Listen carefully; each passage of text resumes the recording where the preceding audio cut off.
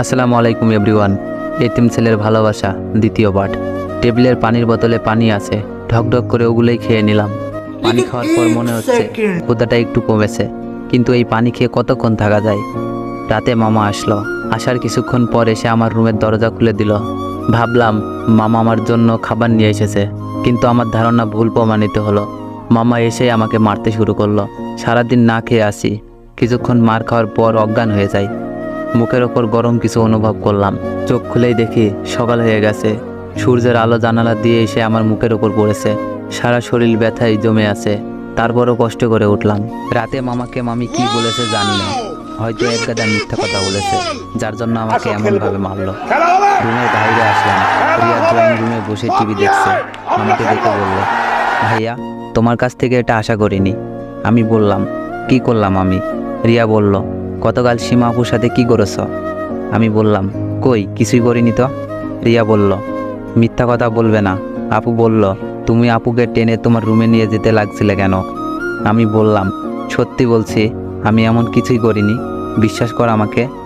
রিয়া বলল, তোমাকে বিশ্বাস করব নাকি আপুর চোখের পানিকে বিশ্বাস করব? সামান্য ধাক্কা লাগায় এত বড় মিথ্যা কথা বলছে, তাও আবার কান্না করতে করতে। মানুষ কতটা নিচু হলে এমন কাজ করতে পারে? আমি রিয়াকে কিছু না বলেই রুমের বাইরে চলে আসলাম। ইচ্ছা করছে মরে যেতে, কিন্তু আত্মহত্যা তো মহাপাপ, এজন্য এখনও বেঁচে আছি। জানি না এমন অত্যাচার কতদিন সহ্য করতে পারবো। কিছুক্ষণ পর সীমা একটা প্লেটে করে ভাত নিয়ে এসে টেবিলের উপর রেখে বলল, খেয়ে নে, অনেক কাজ করতে হবে। আমি বললাম, আমি আপনার কি ক্ষতি করেছিলাম যার জন্য আমাকে এমন শাস্তি দিলেন?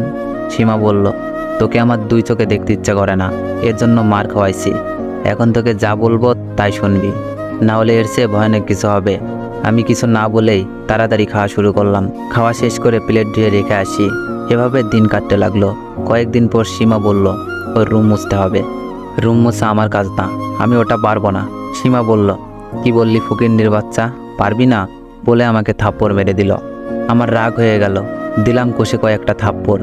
অন্যকে মারার সময় খুব মজা লাগে, তাই না? সীমা কান্না করতে করতে চলে গেল।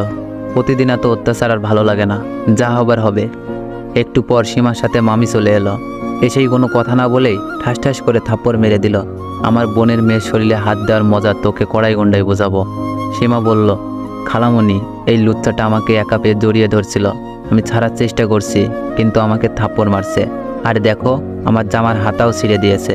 আমি তাকিয়ে দেখি ওর সত্যি সত্যি ওর জামার হাতা ছেঁড়া। কিন্তু আমি এই কাজ কখন করলাম? আমি তো শুধু শুধু থাপ্পড় মেরেছি। মামি বলল, আজ এই বাসায় এই শয়তানটা থাকবে, না হয় আমি থাকবো। তোর খালু আসলে এর বিচার হবে। মামি সীমার সাথে চলে গেল। যাওয়ার সময় সীমা আমাকে মুখ ভেঙচি দিয়ে গেল। মামির ফোন পেয়ে মামা বিকালেই অফিস থেকে চলে আসে। এসেই আমাকে মারতে শুরু করলো। রিয়া এসে বাবাকে বাধা দিয়ে বলল, আব্বু থামো, আর মারলে ভাইয়া মরে যাবে। মামা বলল, তুই চুপ কর। আজ সীমার সাথে কিছু করার চেষ্টা করেছে, কাল বাসায় তোকে একা পেয়ে তোর যে ক্ষতি করবে না, এর কি কোনো গ্যারান্টি আছে? ওর মতো কুলাঙ্গার বেঁচে থাকার চেয়ে মরে যাই ভালো। মারের চোটে চোখ দিয়ে পানি গড়িয়ে পড়ছে, কিন্তু গলা দিয়ে কোনো আওয়াজ বের হচ্ছে না। অনেক পানি পিপাসা লেগেছে। কোনো মতে বললাম, পানি। মেঝেতে পড়ে আসছি। মামা বেল দিয়ে মেরেছে, পিঠ কেটে রক্ত বেরোচ্ছে। ওদের কাছে আমি পশুর চেয়ে খারাপ কিছু, এজন্য পানি চাওয়ার পরও কেউ পানি দিল না। মনে হচ্ছে মৃত্যু আমার খুব নিকটে। মনে হচ্ছে বাবা মাকে সামনে থেকে দেখতে পারছি। এরপর আর কিছুই মনে নেই। রাতে জেগে দেখি শরীরে ব্যথায় টনটন করছে, এদিকে গলা শুকিয়ে কাঠ হয়ে গেছে। কোনো রকমে উঠে ট্যাপের পানি খেলাম। পরনের শার্টটা পিঠের সাথে লেগে আছে। কষ্ট করে শার্টটা খুলতে লাগলাম, কিন্তু আটার মতো পিঠে আটকে আছে। জোরে টান দিলাম, পিঠ পুড়ে যেতে লাগলো। মনে হচ্ছে খাবলা দিয়ে কেউ মাংস তুলে নিল। শার্টটা সামনে ধরে দেখি পিঠের কিছু জায়গা চামড়া সহ উঠে এসেছে। কষ্ট করে আরেকটা টি শার্ট পরলাম। এখানে থাকলে এরা আমাকে মেরে ফেলবে, এর চেয়ে দূরে কোথাও চলে যাওয়াই ভালো। রাত প্রায় 3টা বাজে। আমি সব কিছু গুছিয়ে নিলাম। টিউশনি করিয়ে কিছু টাকা জমিয়েছিলাম, গুনে দেখি 1000-5 মতো। আর মামার দেওয়া একটা ফোন আছে। না, এই ফোন নিয়ে যাওয়া যাবে না। ফোনটা টেবিলের উপরে রাখলাম। এরপর মামার জন্য একটা চিঠি লিখলাম। প্রিয় মামা, তুমি জানো ছোটবেলা থেকেই বাবা মা মারা যায়। এরপর থেকেই তোমাকে বাবা আর মামিকে মায়ের মতো মানি।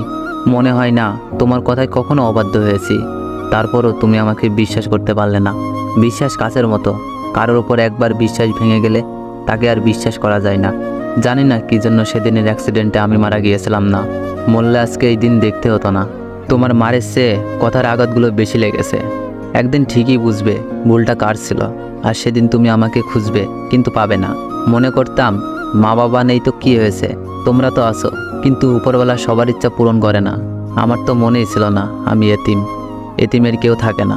শুধু শুধু মায়া বাড়াইছি, কাউকে কোনো অভিশাপ দিব না, এটা আমার কপালে আছে। যাই হোক, মামি আর আমার ছোট বোনটার খেয়াল রেখো। কথা দিলাম আজকের পর এই কুলাঙ্গারকে তোমরা সামনে দেখবে না। সিডিটা ভাঁজ করে ফোনের নিচে রেখে দিলাম। এরপর ব্যাগ কাঁধে নিয়ে বাসা থেকে বের হয়ে আসলাম। এখন আমি যাব কোথায়? এই দুনিয়ায় আমি একা। এই রাজশাহী শহরটা আমার কাছে বিষাক্ত মনে হচ্ছে। এখানে থাকলে হয়তো অল্প দিনের ভেতরেই মারা যাব। এখান থেকে দূরে কোথাও চলে যেতে হবে, যেখানে আমাকে কেউ চিনবে না। তো এভরিওয়ান, গল্পটা কেমন লাগছে সবাই একটু কমেন্টে জানাবেন। আর যারা যারা পরের পার্ট চান তো একটু বেশি বেশি কমেন্ট করুন, আর ভিডিওতে একটু বেশি বেশি কপি লিঙ্ক করে দিন। ধন্যবাদ।